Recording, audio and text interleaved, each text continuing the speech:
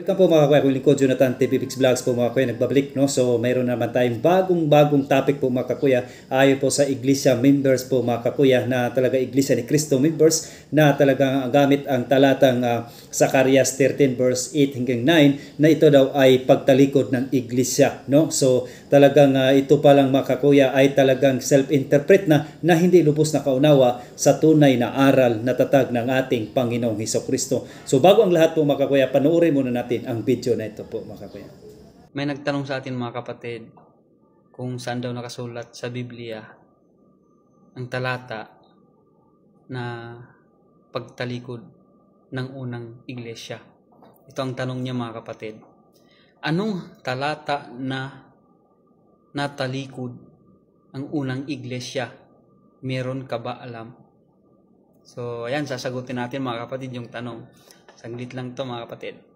Dito sa Zacarias 13:8-9, at mangyayari nan sa buong lupain, sabi ng Panginoon, dalawang bahagi ay mahihiwalay at mamamatay, ngunit ang ikatlo ay maiiwan, at aking dadalhin ang ikatlong bahagi sa apoy, at sila'y dadalisayin ko na parang pilak na dalisay, at sila'y susubukin ko na parang pagsubok sa ginto.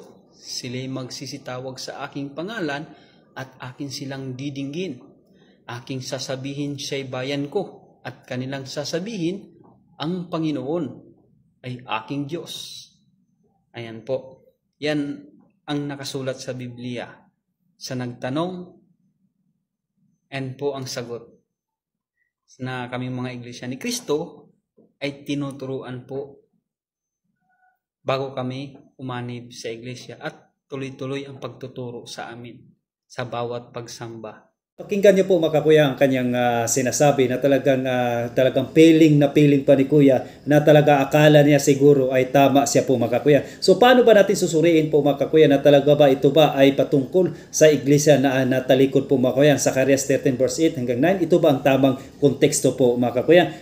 Kung sino yung sino yung taong tagapagturo, o sino yung binigyan ng authority para tagapagturo sa bayan ng Diyos po mga kuya. Kaya nga kapag ang tagapagturo mo walang authority, talagang makawindang-windang talaga po yun mga kakuya. Kaya nga self-interpret yung tagapagturo mo, ganun din po yung tagasunod po mga kuya. So alamin natin kung mga kuya sa araw na ito kung ano bang tamang konteksto ang Zacarias 13 verse 8 hanggang 9 po mga kakuya, at gagamitin din natin at pasagutin din natin ang mga Bible scholar patungkol po dito po mga kakuya no. So talagang ito sa una no, ang original na konteksto, ito ay hindi iglesia po mga kakuya. Ang pinakadirektang konteksto ng Zacarias 13:8 hanggang 9 ay ang bayan ng Israel, hindi ang iglesia no. Napakalungkot po mga kakuya, talagang ito daw ay tumutukoy sa iglesia. Ito ay bahagi ng mga propesiya na tumutukoy sa hinaharap ng Israel, partikular na sa huling mga araw. Kaya nga tinutukoy dito na dalawang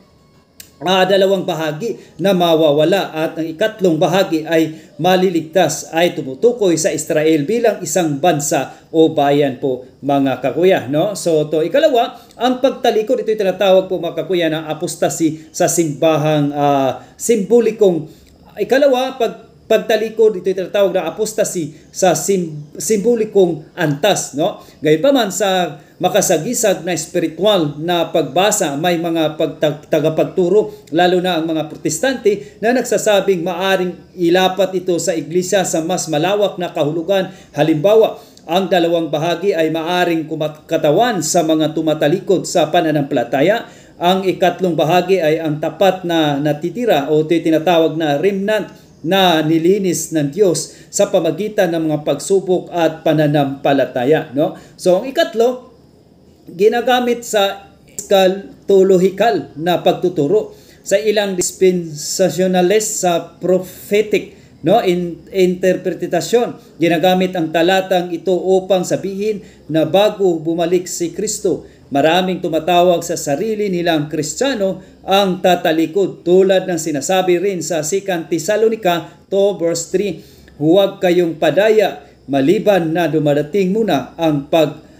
pagtaliwakas no. So ang pang-apat, So ang pang-apat, hindi direktang patunay ng apostasy ng iglesia. Hindi tuwirang sinasabi ng Zacarias 13:8 verse 9 na nanatalikod ang iglesia. Ito ay mas malinaw na tumutukoy sa paglilinis at pagbabalik loob ng tapat na bahagi ng bayan ng Diyos pagkatapos ng malaking pagsubok. Kung gagamitin ito upang patunayan ang pagtalikod ng iglesia, kailangan gumamit tayo ng typology o simbolikong interpretasyon po, mga kakuya. Ano ba ang buod dito? Direktang konteksto Israel, hindi iglesia. Kalawa, sa mas malawak na pagbasa, maaring ilarawan ang espiritual na paglilinis o apostasy sa huling panahon. Ikatlo, hindi ito tuwirang patunay na ang buong iglesia ay natalikod, ngunit maaring gamitin bilang simbolo ng pagtalikod ng marami at paglilinis ng tapat, no? So talagang ano bang ating sabihin dito, mga kakuya? Ano bang patunay natin na hindi iglesia nga ang natalikod po, mga kakuya? Hindi ang konteksto ang iglesia, kundi po, mga kakuya, ang bayan ng Israel, no? So ano bang sabi ng mga Bible scholar patungkol po dito, mga kakuya? Ayon po ito sa Zacarias 13 verse 8 hanggang 9, kung tama ba yung explanation natin dito. Una, si Matthew Henry's Commentary 1706. Ayon sa kanya, interpretasyon, tinutukoy nito ang malupit na pagsubok na daraanan ng bayan ng Diyos kung saan ang karamihan ay mapahamak at isang maliit na bahagi lamang ang maliligtas. Kalawa, punto, ipinakita nito ng pagpili ng Diyos sa mga tapat, ngunit hindi tinutukoy ni Matthew Henry na ito ay partikular sa iglesia, kundi sa Israel bilang bayan ng Diyos. Ayon po yan sa isa lang sa ating mga Bible scholar. So ikalawa, si Jamison Fawcett Brown Commentary, interpretasyon niya, ang dalawang bahagi ay papupuksain. Ito'y tinatawag na apostate Diyos o hindi nananampalataya, at ang ikatlong bahagi ay magiging tapat. Ang punto niya, tinutukoy pa rin ang Israel, ngunit may posibilidad na typological application sa mga mananampalataya sa huling panahon. So, ikatlo, si Kerl and Delacy, Commentary on the Old Testament, no? So ayon sa kanya, ang talata ay nagpapakita ng matinding pagdadalisay ng Diyos sa kanyang bayan, katulad ng pagpino sa pilak at ginto. Ang punto niya, ito ay pagtukoy sa remnant theology, ang idea na sa gitna ng pagtalikod ay may natitirang matapat, no? So ayon po yan sa ating isa lang sa mga Bible scholar. Ayon naman kay John MacArthur, sa contemporary scholar, interpretasyon niya, ang talata ay tumutukoy sa hinaharap na paglilinis sa bansang Israel, partikular na sa panahon ng Great Tribulation, kung saan ang 1/3 ay maliligtas at kilalanin ang Mesiyas, no? Ang punto niya, para kay MacArthur, ito ay prophetical sa Israel, hindi sa iglesia, pero kinikilala niya na ang prinsipyo ng pagdalisay sa pamagitan ng pagsubok ay totoo rin sa iglesia. Ayon po yan kay John MacArthur po. Ang panghuli, ang panglima, si David Gossick sa Enduring Word Commentary.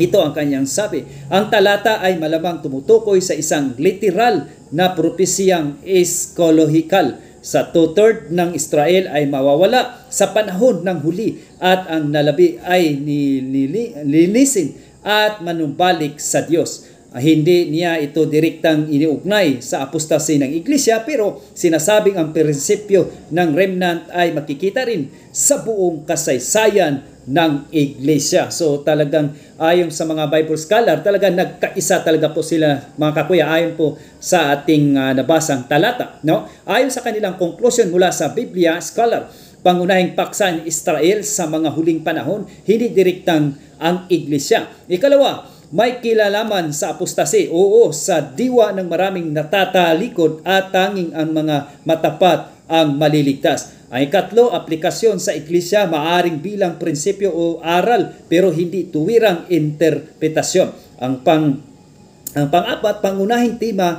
pagsubok, paghatol at pagbabalik loob ng natitirang tapat. Ito tinatawag na remnant po, mga kakuya, no? So talagang napakaganda po, mga kakuya, ang ating aral, no?